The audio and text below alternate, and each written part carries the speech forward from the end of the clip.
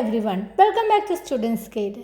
നമ്മളിപ്പോൾ വന്നിട്ടുള്ളത് village field assistant special ക്ലാസ്സുകളുമായിട്ടാണ്.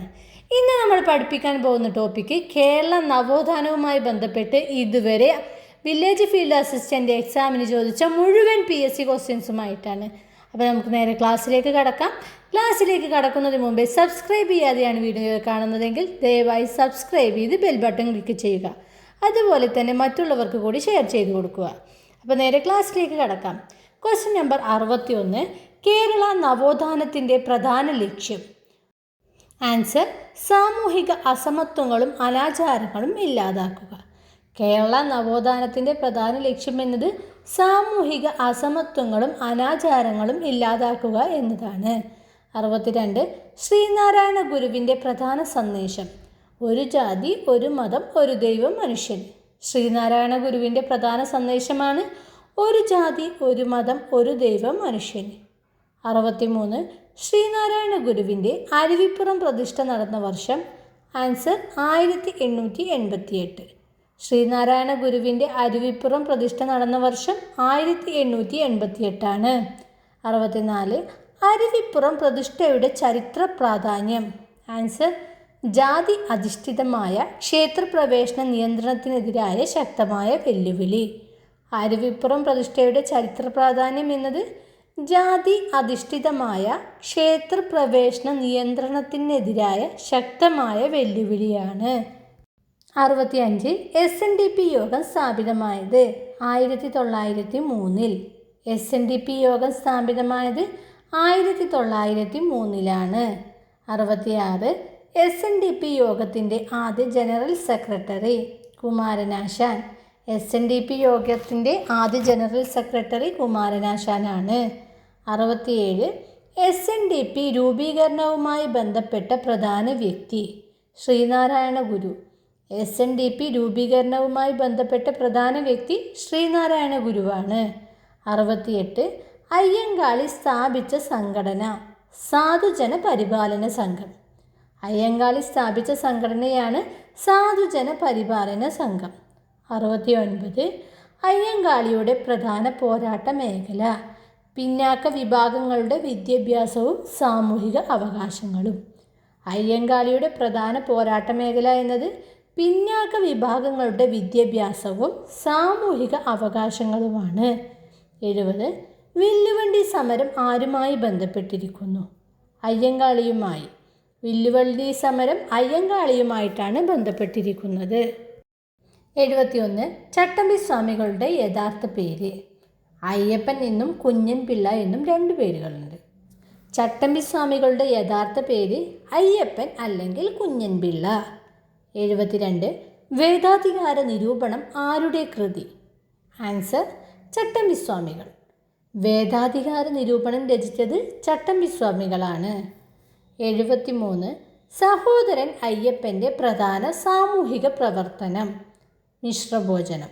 സഹോദരൻ അയ്യപ്പൻ്റെ പ്രധാന സാമൂഹിക പ്രവർത്തനമാണ് മിശ്രഭോജനം. 74, പണ്ഡിറ്റ് കറുപ്പൻ പ്രധാനമായും ഏത് മേഖലയിലെ പരിഷ്കർത്താവായിരുന്നു? സാമൂഹിക പരിഷ്കരണം. പണ്ഡിറ്റ് കറുപ്പൻ പ്രധാനമായും സാമൂഹിക പരിഷ്കരണ മേഖലയിലെ പരിഷ്കർത്താവായിരുന്നു. 75, VT ഭട്ടതിരിപ്പാടിൻ്റെ പ്രധാന പ്രവർത്തന മേഖല. നമ്പൂതിരി സാമൂഹിക പരിഷ്കരണം. VT ഭട്ടതിരിപ്പാടിൻ്റെ പ്രധാന പ്രവർത്തന മേഖലയായിരുന്നു നമ്പൂതിരി സാമൂഹിക പരിഷ്കരണം. 76, യോഗക്ഷേമ സഭ ഏത് വിഭാഗത്തിൻ്റെ നവോത്ഥാനവുമായി ബന്ധപ്പെട്ടതാണ്? ആൻസർ: നമ്പൂതിരിമാർ. യോഗക്ഷേമ സഭ നമ്പൂതിരി വിഭാഗത്തിൻ്റെ നവോത്ഥാനവുമായി ബന്ധപ്പെട്ടുള്ളതാണ്. 77, വൈക്കം സത്യാഗ്രഹം ആരംഭിച്ചത്. 1924.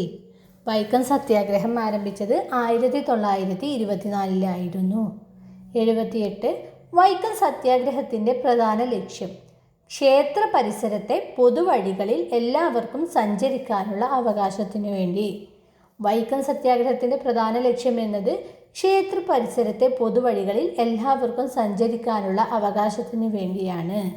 79, വൈക്കം സത്യാഗ്രഹത്തിൽ പ്രധാനമായി പങ്കെടുത്ത തമിഴ് നേതാവ്. Answer: Periyar, EV Ramaswamy. വൈക്കം സത്യാഗ്രഹത്തിൽ പ്രധാനമായി പങ്കെടുത്ത തമിഴ് നേതാവാണ് പെരിയാർ EV രാമസ്വാമി. 80. ഗുരുവായൂർ സത്യാഗ്രഹം നടന്നത്. ആൻസർ 1931-32. ഗുരുവായൂർ സത്യാഗ്രഹം നടന്നത് 1931-32. 81. ഗുരുവായൂർ സത്യാഗ്രഹവുമായി ബന്ധപ്പെട്ട പ്രധാന നേതാവ്. കെ കേളപ്പൻ. ഗുരുവായൂർ സത്യാഗ്രഹവുമായി ബന്ധപ്പെട്ട പ്രധാന നേതാവ് കെ കേളപ്പനാണ്. 82. കേരള ഗാന്ധി എന്നറിയപ്പെടുന്നത്. കെ കേളപ്പൻ. കേരള ഗാന്ധി എന്നറിയപ്പെടുന്നത് കെ കേളപ്പനാണ്. 83.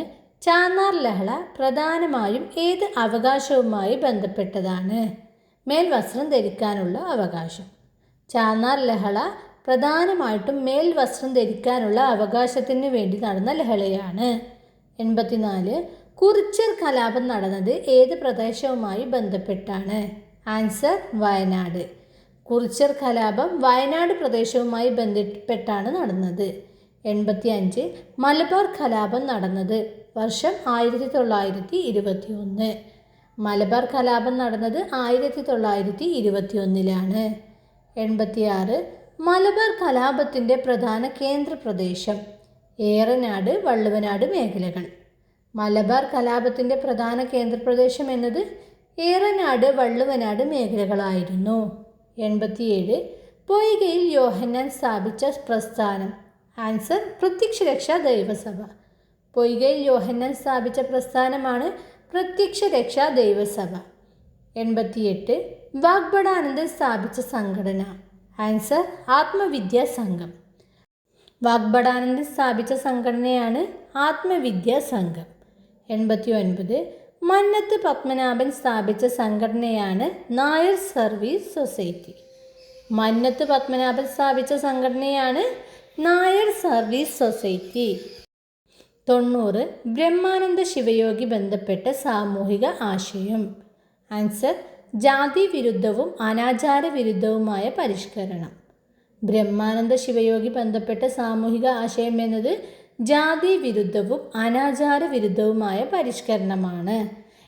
ഇതോടെ ഈ വില്ലേജ് ഫീൽഡ് അസിസ്റ്റൻ്റ് എക്സാമിന് കേരള നവോത്ഥാനം എന്ന ഭാഗത്തു നിന്ന് ഇതുവരെ റിപ്പീറ്റ് ചെയ്ത മുഴുവൻ PSC ക്വസ്റ്റ്യൻസ് നമ്മൾ കവർ ചെയ്തിട്ടുണ്ട്. അപ്പോൾ സിലബസിലെ അടുത്ത ഭാഗത്തിലെ PSC ക്വസ്റ്റ്യൻസുമായി നമുക്ക് അടുത്ത ക്ലാസ്സിൽ വീണ്ടും വരാം. നിങ്ങൾക്ക് എന്നോട് എന്തെങ്കിലും അഭിപ്രായങ്ങളോ നിർദ്ദേശങ്ങളോ പറയാനുണ്ടെങ്കിൽ കമൻ്റായി രേഖപ്പെടുത്തണം.